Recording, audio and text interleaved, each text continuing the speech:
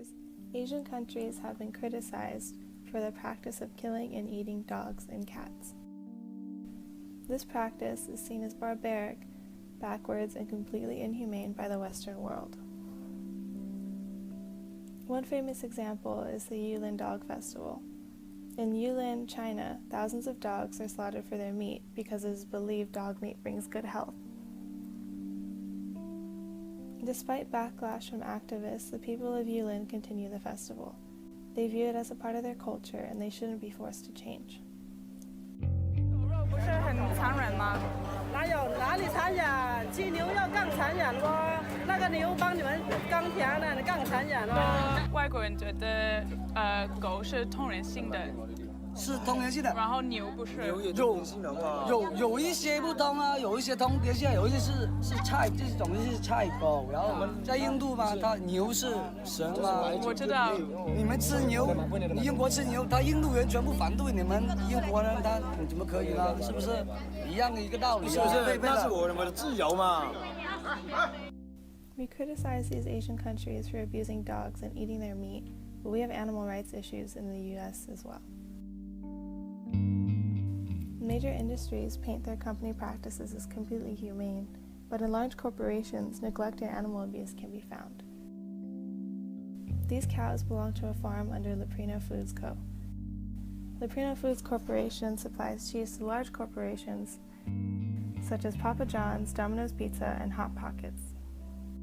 Female pigs are kept in crowded farrowing crates, with barely any space for the sow to move. Not much difference, is there? These practices occur within the multi-billion-dollar meat industry that serves to protect themselves. However, these practices do not represent the whole industry, so why should eating dog be representative of Asian culture? The issues the United States have with animal ethics and treatment does not stop at the meat industry either. While the West points fingers at Asians who use animals for medicinal purposes, like this vile bear practice, current research methods mistreat animals in an attempt to advance medicine. Since 2014, UC Davis has been cited 13 times for animal welfare violations. Such negligence include unclean enclosures, delayed veterinary care for sick animals, and avoidable accidents leading to euthanization. Why do we ignore animals for being abused for research and consumption in the US, yet highlight abuse in Asia? This hypocrisy is context-specific as it has to do with the relationship that we have with the animal. Our hypocrisy is also rooted in racism against people of color, in this case Asians, as well as othering, which is the idea that one group is morally superior and can condemn the other for not behaving as they do.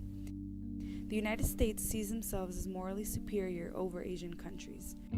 We are the do-gooders, which drives this moral compass, yet we lack transparency with the way in which we treat animals.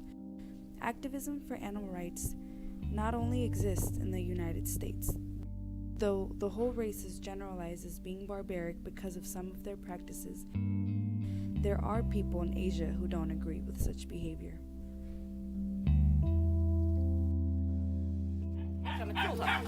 我这就花了9万多，没有钱。9万多。我想斗救，但是我救不过来，我毕竟我自己有限。 We should become more conscious of the hypocrisy and pre-selected information that is given to us. We need to be able to have an objective view on the treatment towards animals that goes beyond cultures.